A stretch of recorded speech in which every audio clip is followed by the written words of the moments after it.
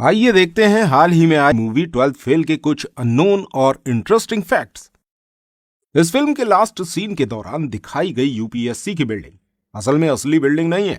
जब इस फिल्म के मेकर्स को असली बिल्डिंग के अधिकारियों से शूटिंग करने की परमिशन नहीं मिली तो उन्होंने उस बिल्डिंग जैसी सेम बिल्डिंग बनाई। इस बिल्डिंग को इतना शानदार और रियल वाली से हूबहू मिलता जुलता बनाया गया था, जिसे देखने के बाद रियल बिल्डिंग में काम कर रहे लोग भी असली और नकली का अंतर नहीं पहचान पाए। जहां सभी एक्टर्स फिल्म में दिखाई गई अपनी लुक के लिए मेकअप का सहारा लेते हैं, वहीं इस फिल्म में विक्रांत ने अपने गांव से होनी की लुक के लिए किसी मेकअप का सहारा नहीं लिया है, बल्कि उन्होंने असल में कई दिन एक गांव में बिताए और अपनी स्किन को धूप में बैठकर काला किया। ज्यादा समय धूप में बैठने की वजह से उनके शरीर पर बर्न मार्क्स तक आ गए थे, जिससे उनकी लुक और भी ज्यादा निखर कर आई। अपने इसी लुक से शर्मिंदा विक्रांत को शूटिंग करते वक्त थोड़ा सा अजीब भी लग रहा था, पर इससे उनके द्वारा दिए गए सीन्स पर चार चांद लग गए और वो सीन्स और भी ज्यादा असली लगने लगे। जहां इस फिल्म को राजकुमार हिरानी करने वाले थे, वहीं जब विधु विनोद चोपड़ा ने इस फिल्म की कहानी कुछ नए राइटर्स के साथ लिखी तो उन्हें इस कहानी के कैरेक्टर्स से प्यार हो गया, जिसके चलते उन्होंने इस फिल्म को खुद डायरेक्ट करने का फैसला किया। और उनका ये फैसला और भी मजबूत तब हुआ जब उन्होंने विक्रांत मैसी को स्क्रीन टेस्ट पर देखा, जहां इस फिल्म में दिखाए गए चंबल गांव के लिए मुंबई के आसपास किसी भी गांव का इस्तेमाल किया जा सकता था। वहीं इस फिल्म को और रियल दिखाने के लिए मेकर्स ने इसे चंबल के ही पास किसी गांव में शूट करने का फैसला किया। इस फैसले के चलते उन्हें रोज 3 घंटे का सफर तय करना पड़ता था।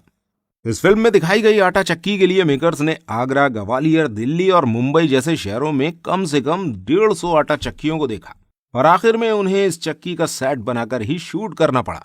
फिल्म में दिखाए गए मनोज के दोस्त पांडे को मूवी के दौरान कई बार अपने पिता से फोन पर बात करते हुए दिखाया गया है, पर क्या आपको पता है कि उनके पिता की आवाज इस फिल्म के डायरेक्टर विधु विनोद चोपड़ा ने दी है।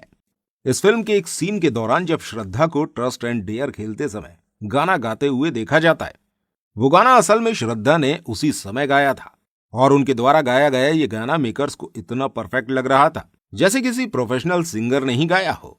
इसलिए इस गाने के रियल होते हुए भी उन्हें इस गाने की आवाज को थोड़ा बदलना पड़ा ताकि वो ओरिजिनल ही लगे। इतना ही नहीं, इस सीन के दौरान अगर ध्यान से देखा जाए तो असल जिंदगी के मनोज और श्रद्धा भी आपको पीछे बैठे हुए दिख जाएंगे। इस फिल्म की शूटिंग और इस कहानी के पीछे छुपे हुए जज्बात और अच्छे से दिखाने के लिए मेकर्स ने इस फिल्म को दिल्ली के असली मुखर्जी नगर इलाके में ही शूट किया है। इतना ही नहीं, इस फिल्म में दिखाए गए ज्यादातर बच्चे असल में यूपीएससी के स्टूडेंट्स हैं। इस फिल्म में दिखाया गया रेस्टोरेंट और बस स्टैंड असल में आगरा का एक खंडर रेलवे स्टेशन था, पर अपनी जादू की छड़ी घुमाकर फिल्म के निर्देशकों ने इसका हुलिया ही बदल कर रख दिया। जहां इस फिल्म में दिखाए गए सभी किरदारों के लिए कई एक्टर्स के साथ स्क्रीन टेस्ट किया गया था, वहीं इस फिल्म के लीड रोल मनोज के लिए सिर्फ विक्रांत मैसी का ही स्क्रीन टेस्ट हुआ था, जिसे उन्होंने एक ही बार में पास कर लिया।